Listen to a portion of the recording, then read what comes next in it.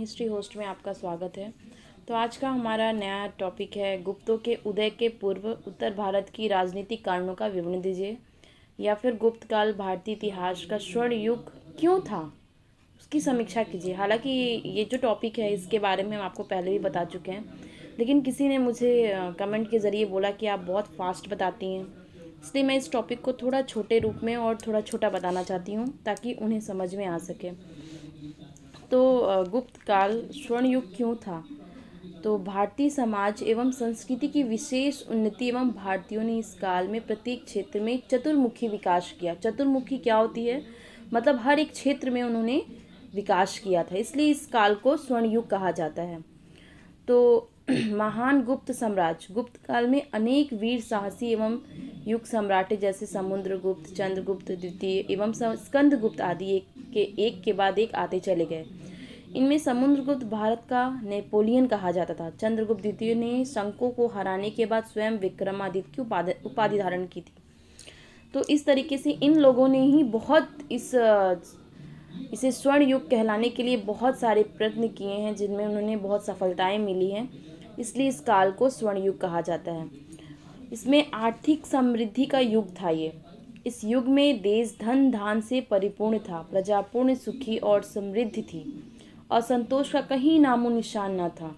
आर्थिक समृद्धि यानी कि मजबूती, पैसे से हर चीज़ों से बहुत मजबूती थी इस काल में। और ऐसे मैं बता रही हूँ धार्मिक असहिष्णुता का युग। गुप्त साम्राज्य वैष्णव धर्मावलंबी थे, किंतु अन्य धर्मों के प्रति भी उनकी अत्यंत उदार नीति थी। मतलब वो उनके अन्य धर्मों से हिंसा या घृणा नहीं करते थे, वो सभी धर्म के प्रति उनके लिए उदार नीति थी। इस युग को साहित्य व उन्नति का युग कहा जाता है। सभी गुप्त सम्राट साहित्य एवं कला के प्रेमी थे। इस काल का महान कवि हरिशेषन, जिसने प्रयाग प्रशास्ति की रचना की थी। गुप्तकालीन कवि कालिदास की कुमार संभव, मेघदूतम, रघुवंशम, ऋतुसंहार तथा नाट्य एवं रचनायश, अभिज्ञान शकुंतलम, मालविकाग्निमित्रम, विक्रमार्षौर्यम आदि विश्व की महान कृतियों के रूप में जानी जाती है। इस युग के भारवी शूद्रक सुबंधु भी प्रसिद्ध नाटककार थे। भारवी ने कीर्तार्जुनीयम, शूद्रक ने मचकटिक, सुबंधु ने वाशवदत्ता आदि नाटकों की रचना की थी। इसी काल से विष्णु शर्मा ने पंचतंत्र की कहानियाँ लिखी। अमर सिंह द्वारा रचित अमरकोश इसी काल की देन है। कामदंग ने नीतिसार नामक ग्रंथ इसी काल में लिखा। इसी काल में वात्स्यायन, वासुबंधु, बोधघोष, सिंधसेन, भद्रभादु आदि विद्वानों ने अनेक ग्रंथों की रचना की। इस प्रकार गुप्त काल में साहित्यिक की गद्य, नाटक एवं काव्य के क्षेत्र में विशेष प्रगति हुई। इस युग में विज्ञान की भी बहुत उन्नति हुई।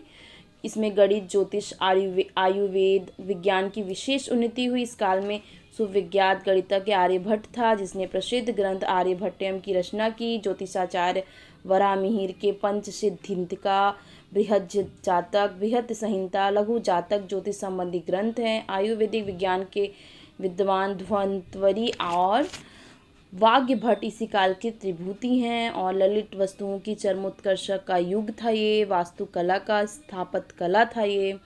और चित्रकला, संगीत एवं नृत्य कला, इस युग में हर एक जगह पे उन्होंने सफलता प्राप्त की थी। हर एक जगह पे उन्होंने हर कुछ किया था, जिसमें मूर्ति कला भी थे, मुद्रा निर्माण कला भी हुई, भारतीय संस्कृति का प्रचार भी हुआ। और इस युग को इसीलिए स्वर्ण काल का युग कहा जाता है, क्योंकि इसी युग में मुद्रा का निर्माण, भारतीय संस्कृति का प्रसार, मूर्ति कला, साहित्य की उन्नति, संगीत एवं नृत्य कला की उन्नति, चित्रकला की सब कुछ इसमें युग में हुआ था, जिस कारण इसे गुप्त काल का स्वर्ण युग कहा जाता है। तो यहाँ पे मैं एक छोटे से रूप में इस टॉपिक को बता दी हूँ। इसके पहले मैं बता चुकी हूँ। आशा करते हैं कि आपको ये पसंद आया हो। पसंद आया तो लाइक, शेयर, कमेंट करना ना भूलें। Thank you.